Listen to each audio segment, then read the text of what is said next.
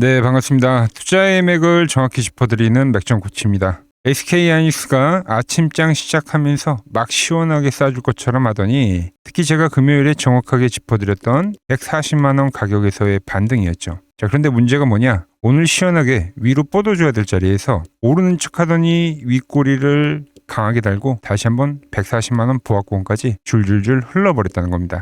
자, 그러다 보니까 이번 반등이 여기서 끝이 나버린 건지 너무 약한 흐름이 나고 있기 때문에 내일 다시 저항을 받고 지옥 가는 건 아닌지 걱정들 많이 하셨을 겁니다. 자, 결론부터 차분하게 말씀드리면 SK하이닉스 현재 반등은 아직 안 끝났습니다. 제가 기계적으로 계산을 해둔 반등 목표치에 아직 도달을 못한 상황이죠. 야, 그렇다면 왜 오늘 SK하이닉스가 시원하게 치고 나가지 못하고 현재 이 윗꼬리를 달면서 빌빌거리고 있는 건지 그 팩트를 우리가 체크를 해봐야겠죠. 그래서 오늘 영상에서는 그 진짜 이유와 함께 우리가 앞으로 이 지루한 구간에서 어떻게 기계적으로 대응을 해야 되는지 시원하게 전부 다 말씀드리도록 하겠습니다. 자, 그 해답을 찾으려면 지금 미쳐 돌아가고 있는 우리 시장의 수급부터 우리가 정확하게 뜯어봐야 되는데, 본격적으로 세력들의 악랄한 횡보장 시나리오를 해부하기 전에 오늘 영상의 시청료도 아래에 좋아요 버튼 한 번씩 편안하게 꼭 눌러주시면 감사하겠습니다. 빠르게 시작하겠습니다. 오늘 SK하이닉스의 움직임을 보면 아주 속이 시커멓게 타들어가죠. 오르지도 떨어지지도 않는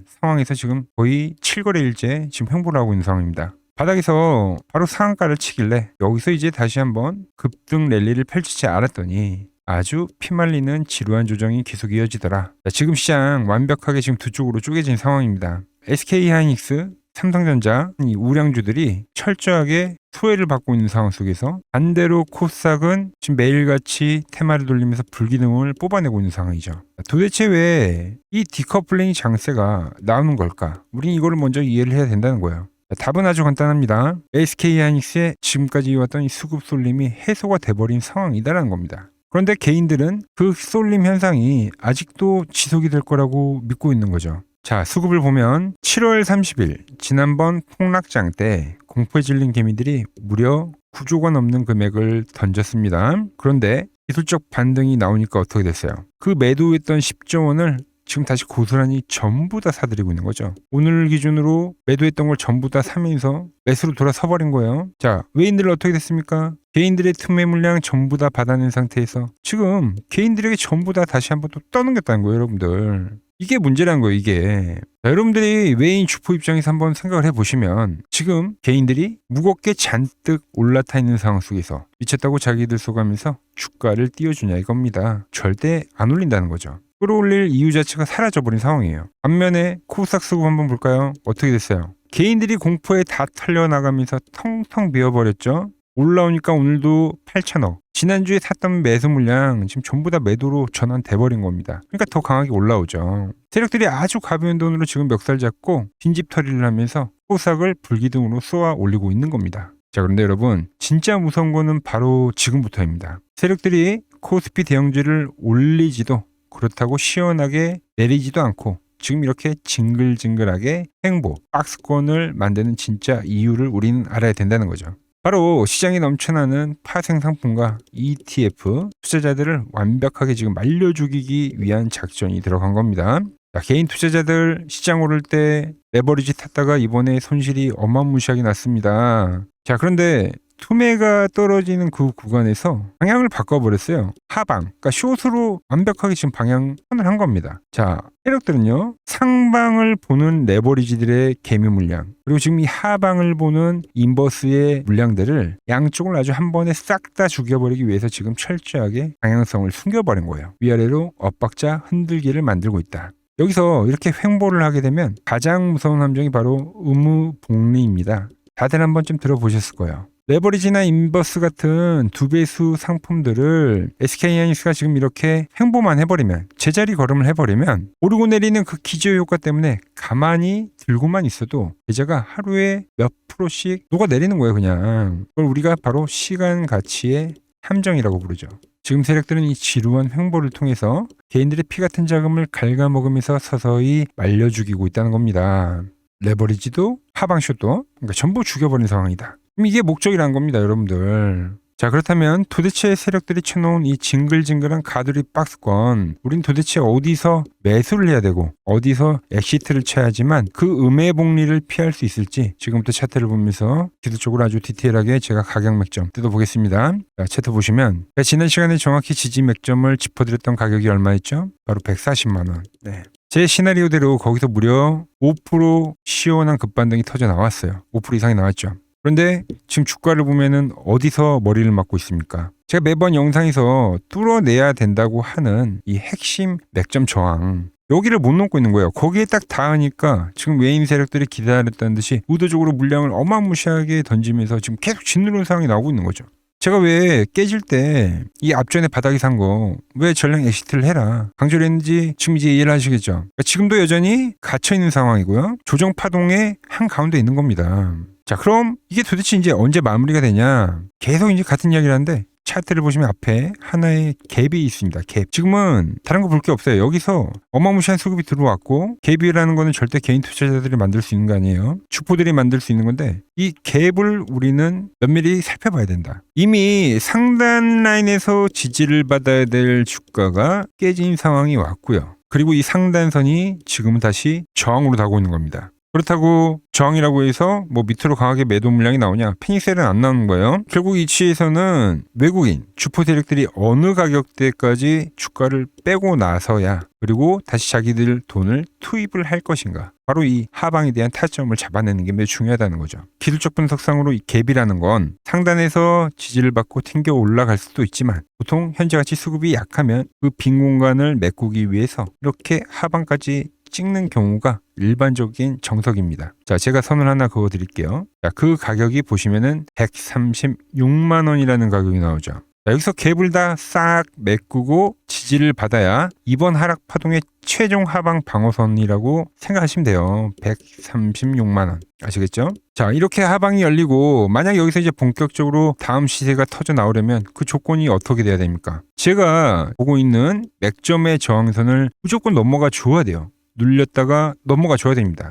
그죠? 지금 계속 저항이죠. 그래서 제가 지난 영상에서도 시초가 150만 원을 못 넘기면은 죽어도 상방 돌파를 못 합니다. 뭐 이날도 얼마가 넘지 못하면 상방 돌파를 못 한다. 이 얘기를 계속했어요. 자, 지금 이 이동평선이 내려왔기 때문에 가격이 내려왔습니다. 그 가격이 지금은 147만 원이 찍히네요. 여기를 넘어가야 줘야 된다는 거예요, 여러분들. 우리는 철저하게 지금 현재 세력들이 쳐놓은 이 가두리에서 살아남으려면 조건 딱 두 개뿐이라는 거죠. 136만 원에 터치할 때 매수를 하던가 아니면 147만 원이 돌파를 할 때 사던가. 이 147만 원을 완벽하게 돌파를 해야지만 지금 SK하이닉스는 상승 이후에 이 지루한 기간 조정이 마무리가 되고 바로 이 다음 상승을 우리가 노릴 수 있는 거고 이 흐름이 지금 외국인 주포 세력들이 그리는 진짜 시나리오라는 거죠. 그럼 여기서 이제 여러 가지의 경우의 수가 생깁니다. 집중해서 잘 들어주세요. 내일장 대응 전략입니다. 금요일 영상을 보신 분들 140만 원 매수하신 분들 많을 거예요. 종가상으로 지켰기 때문에 현재 지금 전날의 시나리오는 유지예요, 여러분들. 이탈이 된 게 아니라고요. 그런데 내일 다시 140만 원을 위협을 하면서 깨지는 흐름이 나오면 그 자리에선 단가 손절을 치세요. 그냥 깨지게 되면 제가 말씀드린 대로 136만 원까지 하방이 열려있기 때문에 이 방어선까지 내려오게 될 겁니다. 그럼 그 가격까지 내려올 때까지 내동매매 절대 하지 마시고 충분히 차분히 기다리셨다가 136만 원에서 매수를 하시면 됩니다. 손절을 했다가 살지 분할로 살지는 여러분들이 결정을 하시면 되는 거고요. 그렇게 폭이 크진 않으니까. 그런데 만약 내일 시초가가 147만 원 위에서 시작을 하게 되면 뚫어버린 상태로 시가 발생이 되는 거죠. 그럼 그 징글징글했던 조정 완벽하게 마무리된다고 했죠. 다시 한번 단숨에 170만 원대까지 치고 올라갈 수가 있어요. 랠리가 나올 수가 있다는 거예요. 확인하고 따라붙어도 되는 자리가 되겠죠. 제가 오늘 초반에 여러분들에게 코스닥과 그리고 현재 코스피가 디커플링이라는 말씀드렸죠. 자, 코스닥 내일 양봉 추가적으로 떠주게 되면 저점 대비 무려 9거래일째 연속으로 올라오는 거기 때문에 거기서 이제 약간의 이 조정세가 발생이 될 확률이 커요. 이평저항과 가격저항도 있죠. 900포인트. 그럼 그때 코스닥은 밀리고요. SK하이닉스는 지수를 방어하기 위해서 디커플링 반대로 상승 전환을 할 거라고 지금 보고 있는 겁니다. 하이닉스가 횡보를 하거나 현재같이 조정의 모습을 보이면 코스닥이 강세고 코스닥이 단기 조정을 받을 때 그 수급을 온전히 하이닉스가 다시 이어받을 겁니다.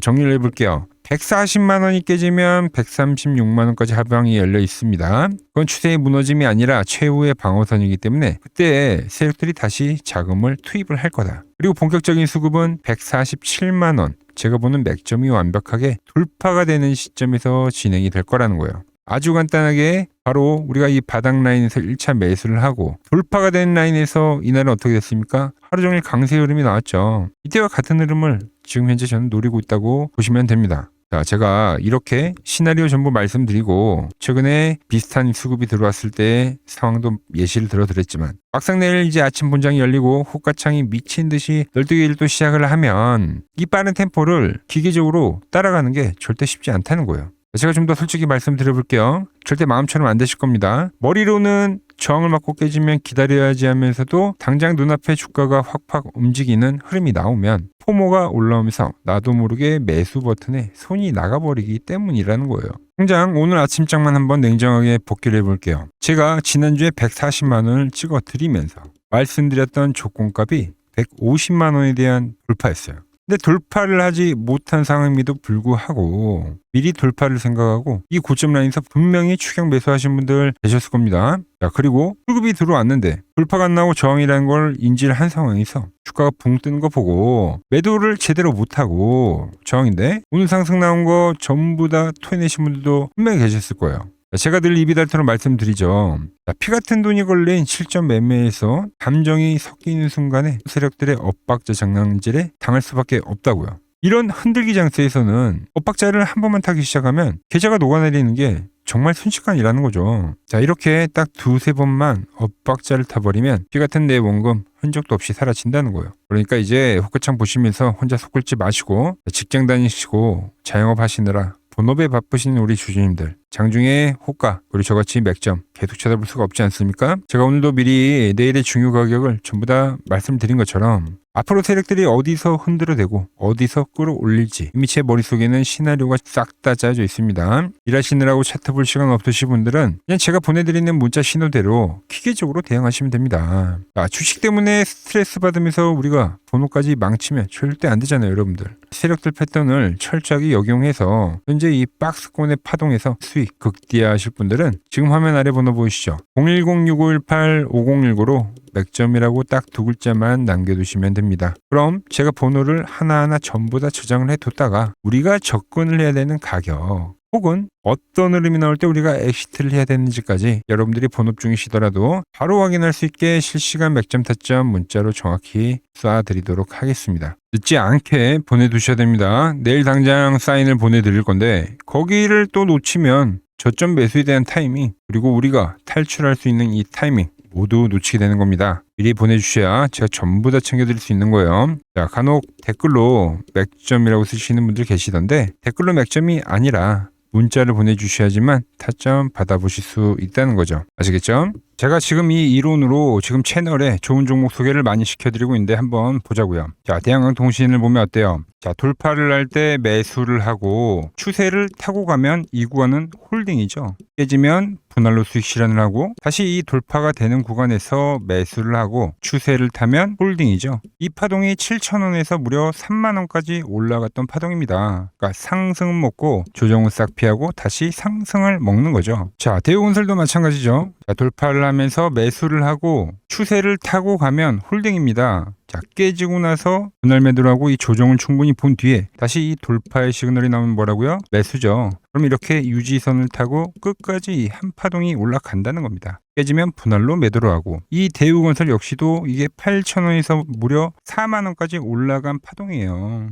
상승과 조정과 상승의 파동을 정확히 이 맥점 분봉에선 보여준다라는 거죠. 자, 정말 재밌는 거는 제가 이 16만 원일 때 30만 원이 간다고 올려드렸던 이 삼성전자도 이게 시총이 적은 종목이 아니잖아요. 무려 1,700조가 되는 종목도 보시다시피 돌파에 대한 흐름이 나오면 이 추세를 유지를 하고 정말로 30만 원에 온 겁니다, 여러분들. 이게 16만 원일 때 제가 영상을 올려드리면서 말씀드린 거예요. 자, 정말 아쉬운 거는 제가 이 3개월 전에 전에 그때 이 가온전선도 제가 같이 잡아드렸는데 맥점 차트 이 세력 매집 종목이라고 해서 자, 맥점 코치 가온전선이라고 치면 다 나오죠. 자, 대한전선 이런 건 조회수가 잘 나오는데 또 이렇게 가온전선 또 죽어버리더라고요. 근데 이 가온전선이 제일 폭등한 거예요. 자, 보시면은 제가 보는 이 맥점 차트에서 밴드에 대한 이탈이 단 한 번도 없이 유지를 하면서 폭등을 하다가 이게 얼마까지 갔습니까? 자, 10만 원도 안 됐던 이 밴드 라인에서 이게 60만 원까지 폭등을 하는 거예요. 영상 확인해 보시면 아시겠지만 한미반도체, 제주반도체 전부 다 이 맥점 밴드 하단 라인에서 제가 짚어드린 겁니다. 밴드를 타고 가는데 이런 종목들을 왜 파냐 이거죠.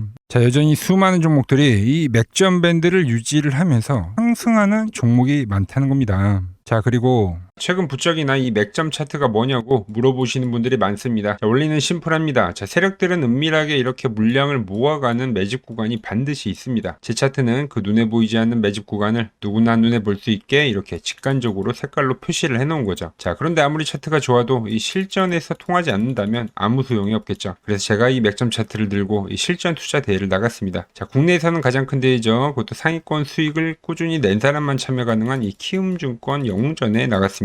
자, 1년에 한 번 열리고요. 제가 만든 차트로 전체 9등을 했습니다. 자, 맥점코치라고 이렇게 이름이 적혀 있고 그리고 직인도 찍혀 있고 자, 2023 키움 영웅 결정전 전체 9등. 자, 솜뭉치. 예, 솜뭉치는 제가 키우는 강아지 이름입니다. 솜이뭉치. 참 귀엽죠? 자, 혹시나 이래도 의심을 하시는 분들 계실까봐 그래서 제가 지금 바로 이 키움증권 사이트에 들어가서 명예전당에 들어가 보겠습니다. 자, 보시면 2023년도 1천대회 보이시죠? 조작할 수 없는 이 실제 키움증권 서버 화면이고 이 쟁쟁한 이 고수들 사이에서 당당하게 이 맥점 차트로 구위를 했다. 그러니까 쉽게 말해서 이 맥점 차트는 이 실전 투자에서 이미 검증을 마친 차트라는 뜻입니다. 자, 이 차트를 대입해서 현재 많은 분들과 함께 수익을 만들어가고 있다는 거죠. 함께 하실 분들은 항상 열려 있으니까 이 아래의 번호로 맥점이라고 보내주시면 내일부터 문자 종목들 받아보실 수 있는 겁니다. 자, 마지막으로 시장 이야기를 더 해드리면은 지금 주식시장 보면은 엄청나게 이제 과열이 왔다 보니까 이제 끝물이 아닌가 불안하신 분들이 상당히 많더라고요. 뭐 최근에 주변에 뭐 돈을 다 잃었다는 소리는 들리고 시장 역시도 상당한 이 변동성 을 보이면서 지금 올라보다 보니까 다 팔고 도망쳐야 되나 고민이 되실 겁니다. 자, 결론부터 제가 좀 말씀드리면 자, 물론 2000포인트에서부터 8000포인트 적게 오른 건 아닙니다. 즉 시장이 과열이 맞긴 맞다는 거죠. 하지만 이 8000포인트가 진짜 꼭지는 아니라는 겁니다.